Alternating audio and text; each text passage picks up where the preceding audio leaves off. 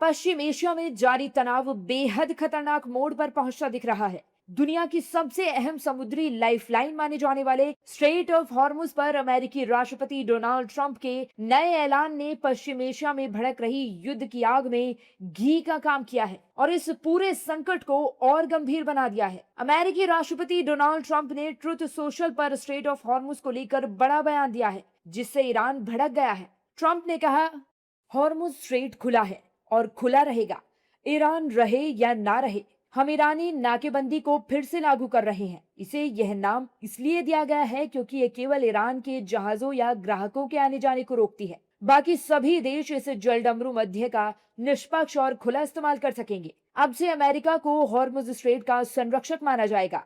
साथ ही निष्पक्षता के नाते दुनिया के इस बेहद संवेदनशील इलाके में सुरक्षा और हिफाजत का काम करने के लिए होने वाले आवश्यक खर्चों की भरपाई के तौर पर यहां से गुजरने वाले सभी कार्गो पर 20% की दर से शुल्क लिया जाएगा। ये प्रक्रिया और व्यवस्था तत्काल प्रभाव से लागू हो जाएगी। ट्रंप के बयान के तुरंत बाद ईरान ने अमेरिका को कड़ी चेतावनी दी। तेहरान ने साफ कहा कि स्ट्रेट ऑफ हॉर्मुज के प्रबंधन में किसी भी अमेरिकी दखल को स्वीकार नहीं किया जाएगा। ईरान ने कहा कि अगर अमेरिका ने इस क्षेत्र में हस्तक्षेप किया तो उसका जवाब दिया जाएगा। साथ ही अन्य देशों को भी चेताया कि यदि उन्होंने अमेरिका का साथ दिया तो उन्हें भी इस संघर्ष का हिस्सा माना जाएगा। इसी बीच अमेरिका ने लगातार तीसरी बार ईरान के सैन्य ठिकानों पर बड़े हमले किए हैं। अमेरिकी सेंट्रल कमांड के मुताबिक रविवार को मिसाइल ठिकानों, ड्रोन बेस, नौसैनिक अड्डों और संचार केंद्रों सहित करीब 140 सैन्य ठिकानों को निशाना बनाया गया।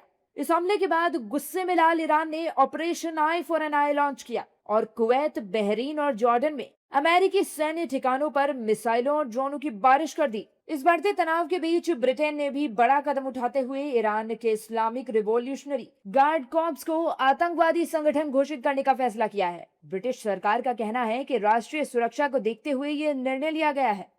वहीं दूसरी ओर मीडिया रिपोर्ट्स के मुताबिक डूम्सडे प्लेन के नाम से मशहूर रूस का विशेष TU-21-4PU airborne command aircraft Tehran पहुंचा है। रक्षा विशेषज्ञ इसे रूस की ओर से ईरान के लिए एक अहम रणनीतिक संदेश मान रहे हैं। पश्चिम एशिया में गंभीर होता संघर्ष अब भारत समेत पूरी दुनिया की चिंता बढ़ा रहा है। फिलहाल दुनिया की नजर इस पूरे घटनाक्रम पर टिकी है। सबसे बड़ा सवाल यही है कि क्या ये तनाव कूटनीति के जरिए थमेगा या फिर हालात दुनिया को तीसरे विश्व युद्ध की ओर धकेल देंगे।